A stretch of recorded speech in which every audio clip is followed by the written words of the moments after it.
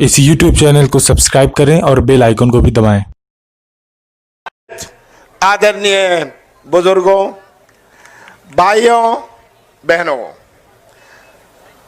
मैं चंबल की इस माटी को प्रणाम करता हूं, दिमनी की ये वीर भूमि को प्रणाम करता हूं। मुझे बड़ी खुशी हुई यहां आकर।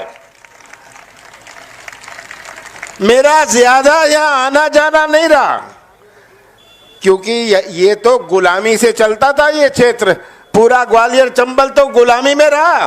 मैं तो आपको बधाई देता हूं कि अब आपने तो अब आजादी का संदेश दे दिया है और पूरा ग्वालियर चंबल सालों बाद आजाद हुआ है।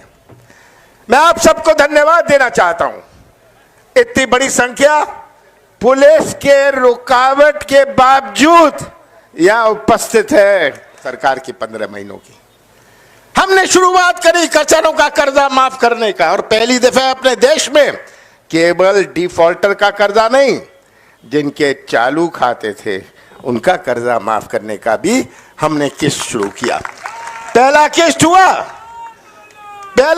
हुआ कि कितनी बड़ी चुनौती थी, तिजोरी खाली। 6 लाख किसान तो ऐसे जिन्हों के पास 1 खाते, 2 खाते से ज्यादा, 3 खाते, 4 खाते थे, उनका क्या करें। जो फसल ऋण था, शिवराज जी चिल्लाते हैं कर्जा माफ नहीं हुआ। शिवराज जी, आपने तो अब विधानसभा में कह दिया कि लगभग 27 लाख किसानों का कर्जा माफ हुआ। आपका झूठ पकड़ा गया, आपको खुद ही बोलना पड़ा। सच तो विधानसभा में बोलना पड़ा। पहला किस्त हमने चालू किया, दूसरा किस्त चल रहा था, और तीसरा किस्त जिसमें हर किसान का फसल ऋण माफ होता। शिवराज जी, हमने फसल ऋण की बात करी थी, आपका कर्जा माफ नहीं हुआ। शिवराज जी, आपका कर्जा हम माफ करेंगे भी नहीं। हम जो पात्र किसान हैं उनका कर्जा माफ करेंगे। हम जून से करने वाले थे और हम वचनबद्ध हैं। कांग्रेस की सरकार आएगी, हम हर किसान का 2 लाख रुपए तक का फसल ऋण माफ करेंगे। और नौजवानों, सबसे बड़ी चुनौती हमारे नौजवानों की भविष्य। हमें तो इस बात का गर्व है कि सबसे ज्यादा दिमनी और चंबल, मुरैना के नौजवान हमारे सीमाओं पर सेवा करते हैं, हमारी फौज में हैं। पूरे देश में आप जाइए, आप पूरे देश में जाइए, कहिए मध्य प्रदेश में है, वो मध्य प्रदेश में मुरैना जिला जरूर जानेंगे कि उनकी साथी मुरैना जिला से आते हैं। इस बात का हमें मध्य प्रदेश में गर्व है, पर हमारा तो सिर झुका दिया।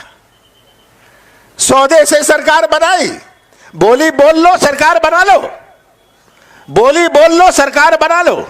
अब तो पंचायत चुनाव की जरूरत नहीं, सरपंच की जरूरत नहीं, गांव में बोली बोल लेना और सरपंच चुन लिया जाएगा। यह राजनीति हमारे मध्य प्रदेश को कलंकित किया, बदनाम किया, हमारे ग्वालियर चंबल को बदनाम किया।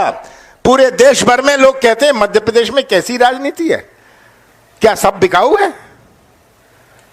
यह आज मध्य प्रदेश की पहचान बनी कि बोली बोलो, सौदे से सरकार बना लो। कैसे कलंकित किया हमारे दिमनी को, हमारे चंबल को, हमारे मुरैना को, पूरे देश भर में। और आज का नौजवान को यह बात समझनी है। बाबा साहब अंबेडकर ने हमारा संविधान बनाया था। उन्होंने संविधान में प्रावधान रखा था कि अगर कोई सांसद या विधायक का निधन हो जाए तो उपचुनाव होगा। बाबा साहब अंबेडकर ने यह कभी नहीं सोचा था कि अपनी देश में ऐसी राजनीति आ जाएगी कि उपचुनाव सौदेबाजी के बाद करना पड़ेगा। उन्होंने ऐसा प्रावधान ही नहीं बनाया था। नौजवानों, यह संविधान आपके लिए है। हमारे बुजुर्गों ने तो अपना जीवन काट लिया। चित्र आप सबके सामने है। हमारा नौजवान जो भटक रहा है, 15 साल में जितने उद्योग मध्य प्रदेश में लगे नहीं, उससे ज्यादा उद्योग बंद हो गए। मालनपुर तो आप गए हैं ना, मालनपुर का क्या हाल है। कितनी अच्छी तरह हमने मालनपुर बनाया था कांग्रेस की सरकार ने। आज सब बंद, काली शराब के कारखाने चलते हैं मालनपुर में, और हमारा नौजवान भटक रहा है। कोई निवेश नहीं, किसी को मध्य प्रदेश में विश्वास नहीं। ये हमारी सबसे बड़ी चुनौती है। यही नौजवान इतनी बड़ी संख्या में जो आए हैं, ये मध्य प्रदेश का निर्माण करेंगे भविष्य में।